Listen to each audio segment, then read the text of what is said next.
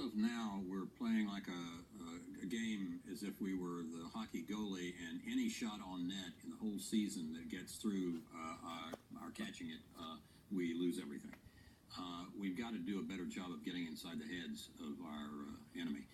And one thing is to call them for what they are, jihadi, Islamist terrorists, and not to mince words the way the president does all the time, because you can't work effectively on something you can't even talk about. But the other is, I think, to take notice of the fact that we're going to have to make some serious compromises. We all want our privacy. We also all want security.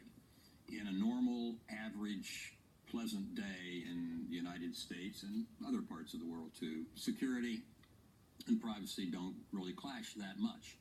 But when you get attacked by particularly an institution as ruthless as ISIS, they do begin to clash. And what we have to do is essentially develop a public-private partnership so that the people in the government, in NSA especially, but other parts of it, that are real experts on data and what one can do with it, and people from the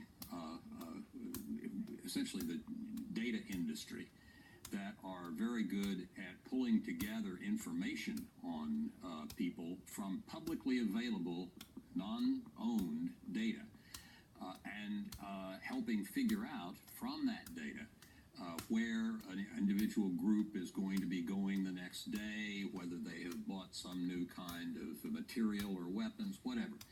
One has to be able to untangle what they are doing. And some people will say that might affect my privacy. It conceivably could, but we've got to make some choices, and I think we're going to have to compromise a bit on both privacy and security. All right, Ambassador Woolsey, a question from Nicole Wallace. Do you think there's anything disqualifying about the kinds of things that Donald Trump has said about the nature of the enemy or the things we would do to protect ourselves? Does the Muslim ban disqualify him? Does it talk about bringing back waterboarding, where a debate's been had and we decided that wasn't in line with our values? Has he staked out any ground on counterterror that disqualifies him from the presidency? There are things that I agree with and disagree with that he says. I'll mention a couple here, but I don't think anything is disqualifying. I mean, one can say all sorts of things. It's a free country, First Amendment. I think that the trying to keep Muslims out as Muslims was a bad decision because that almost certainly.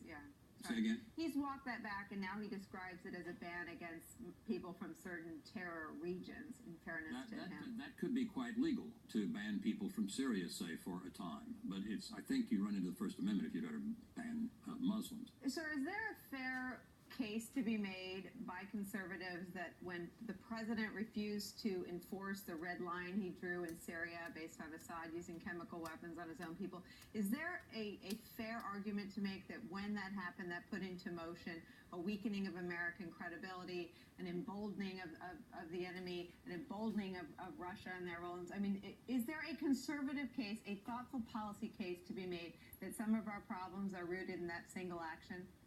Oh, I think there's a conservative case, a medium case, and a liberal case. I think it was one of the two worst decisions on foreign policy of the Obama administration. It made us look weak. It enhanced the stature of the Russians in the Middle East. It made America's word look like it wasn't worth anything. It was a very bad decision, I think, whatever your politics. Oh, thank all of you so much for watching this edition of The Best, and with all due respect, we will see you right back here on Tuesday, not Monday, Tuesday. Enjoy the holiday. Until then, we